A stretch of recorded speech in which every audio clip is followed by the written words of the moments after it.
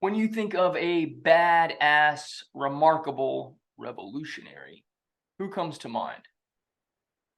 Well, I hope that you do, because it turns out all of us have the capacity to not only change things that we see around us, but mostly change ourselves. And it's from the interchange that we do on the inside of us in changing the stories that we've written about ourselves, where real change, transformation, and our full awesome badassery can come out.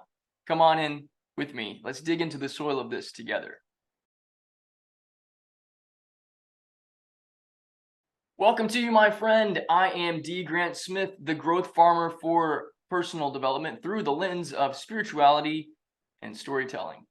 Here on this channel, we talk about the journey of becoming the best versions of ourselves, which also includes living our dreams, self-love, healing, manifestation, and a whole lot of other awesome stuff. If you want more from me, including some awesome and inspiring short fiction novels, courses, and self-love training, as well as coaching, all of that is available at growthfarming.com. So here's what I've got to share with you guys today. We're going to dig into the ability and the power that each one of us have to rewrite the stories that we've been living out and the stories we've been telling ourselves. And I'm going to tap into a movie that's from 1997, I believe, to give as an example of this. As you know, I like using storytelling in my videos here, in my teachings, and in my trainings. And I've referenced other movies from the past, including Hook in one of my previous recent videos that you can check out to see an example of the power of imagination and what that looks like. But here is what I really want to get into for us today. We are actually living in very truly remarkable and revolutionary times.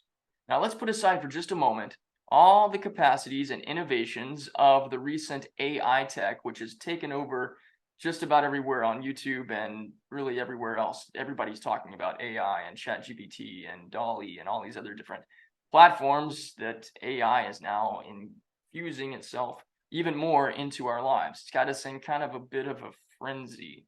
And let's also, for a moment, set aside the realization that regular people traveling to Mars is probably going to happen pretty soon.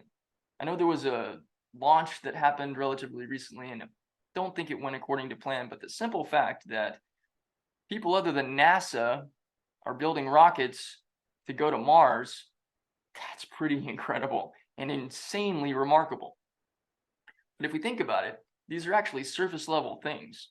What's underneath the surface and down into the roots is where the real magic is.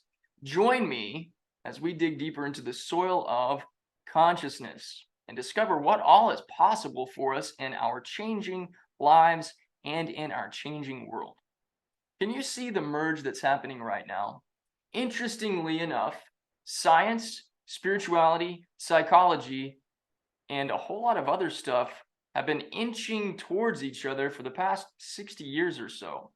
What was considered the new thought movement of the 1940s and 1950s, teachers and authors like Neville Goddard, Ernest Holmes, Napoleon Hill, and Claude Bristol pioneered what is now being taught by folks like Dr. Joe Dispenza, Abraham Hicks, Dr. Wayne Dyer, Jen Sincero, and a whole lot of other folks. Neuroscience and quantum physics are showing us the power of the mind and consciousness to influence and change how the energy of the mind impacts the world around us. Maybe you're familiar with these guys. I became familiar with them a couple years ago. The Heart Math Institute. They have shown the power of the heart is even greater in changing what we experience when we apply feeling to thought. Which means that the world around us, or what we consider to be reality, is not a static thing. But what's interesting is that we've actually known all of this for some time. I had this realization recently that our recognition of the power of stories and the stories we tell ourselves has been revealed to us time and time and time and time and time again, particularly on film. Now, here's one big example, and if you haven't seen this movie, like I typically do, I'm going to encourage you to go check this out to see for yourself and have your own experience. But one big example of this is the 1997 film titled Wag the Dog. Again, if you haven't seen it, I recommend it. It's very cleverly written and well acted, with great performances by Robert De Niro, Dustin Hoffman, who ironically, or not ironically, was also in the previous movie that I referenced a couple videos ago about the movie Hook. But Wag the Dog also has Anne Hesh and Woody Harrelson. But it's the story beneath the story in that movie that's the most captivating element, at least for me. In the film, there's less than 2 weeks until the presidential election, and the incumbent president is about to face a firestorm of negative press that could ruin the entire election for him.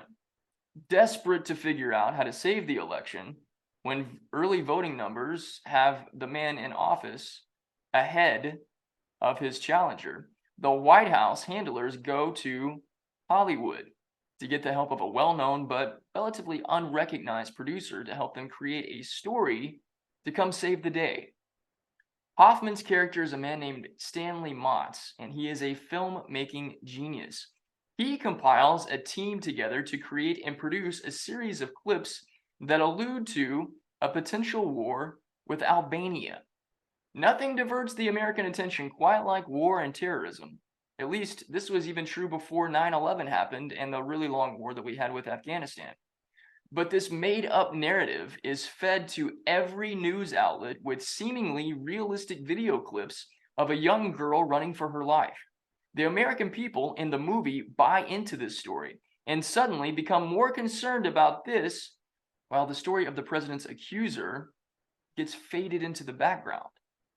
Now, the challenger candidate mounts a comeback when he demands proof that any of this war with Albania stuff is real, and he declares an end to the war. So, the Hollywood team pivots and comes up with another angle to the story that the press and the public believe again. All of this just to tick down the days to the election and save the president his return to power. Now, this Hollywood team and the White House handlers all agree to squelch the story of a war in Albania or with Albania as soon as the election is over. Also, remember this film was made before social media and the fact checking that we have nowadays. 1997, there was fact checking that happened, but not to the extent that we as regular citizens with smartphones and the ability to jump on the internet and gain access to any kind of information like we have now, that wasn't around back in the late 90s. But there's still quite a bit of inaccuracies that get reported as facts even in our modern times. However, the war depicted in the film never happened. It was entirely a Hollywood fabrication. The war hero that they save to capture out of being a POW also wasn't real, though the entire thing is painted to the public as a fact. It's a great example of how the narrative of our lives is often written by other people. We believe things to be true based on what certain individuals and or the media tell us. Look at the power of religion, pop culture, tradition, media, politics. All of these entities have an incredible influence on shaping our mental health and our collective consciousness. But all of that can change. How can you and I rewrite our own reality like a badass, remarkable revolutionary?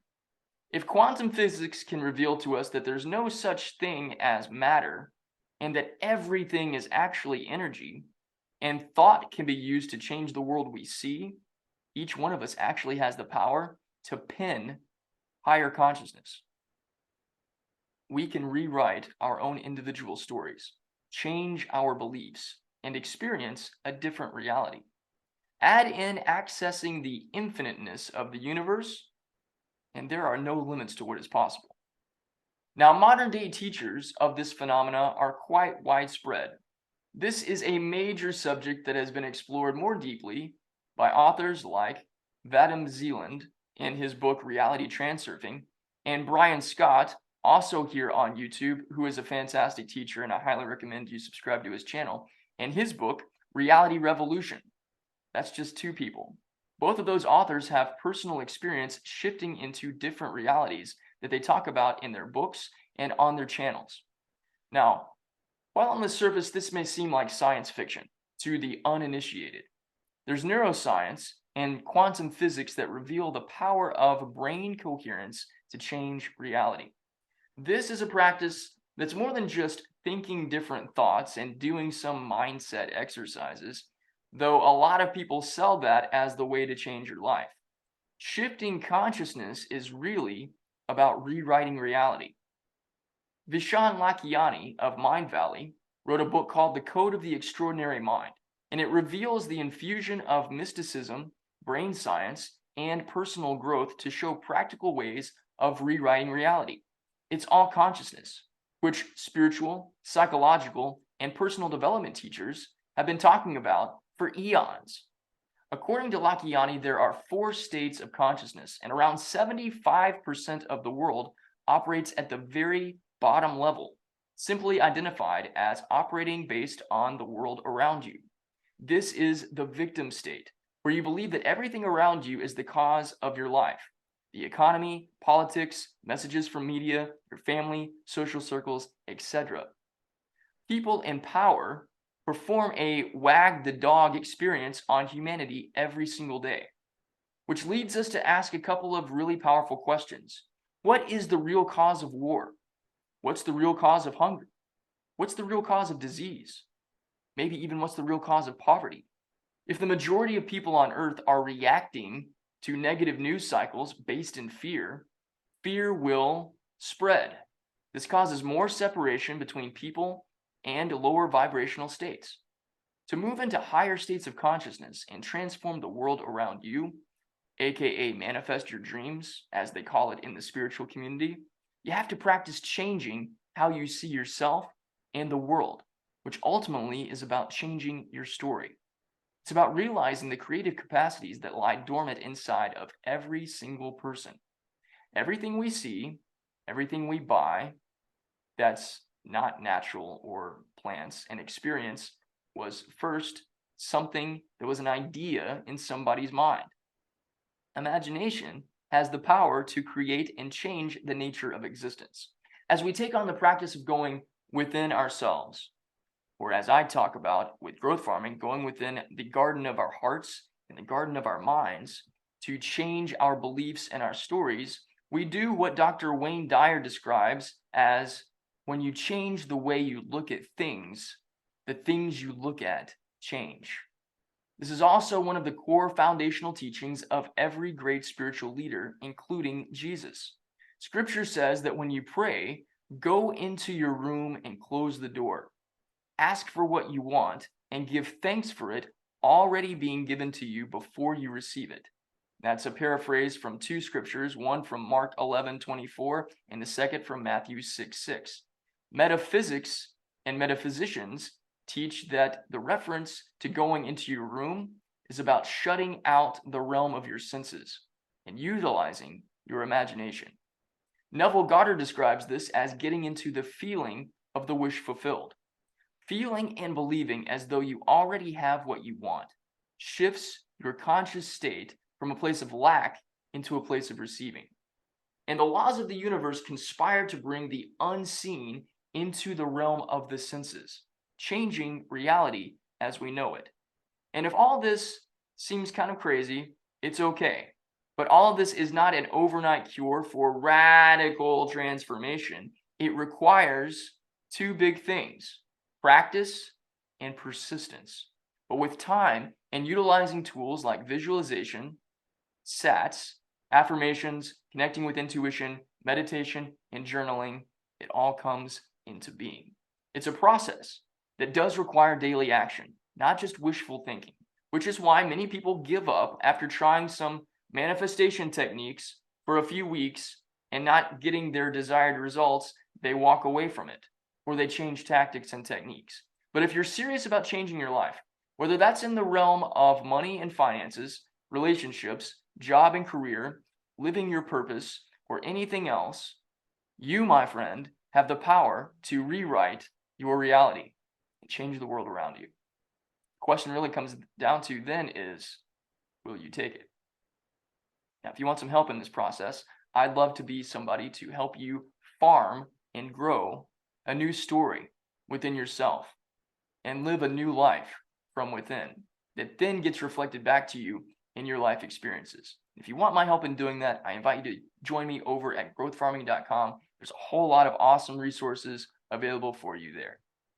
I appreciate you being here. Please share this video with someone that you know that is on a similar journey as you to help them feel more empowered and encouraged in this process. If you haven't done so already, please give this video a thumbs up and comment down below that you are joining me in the rewriting of your story.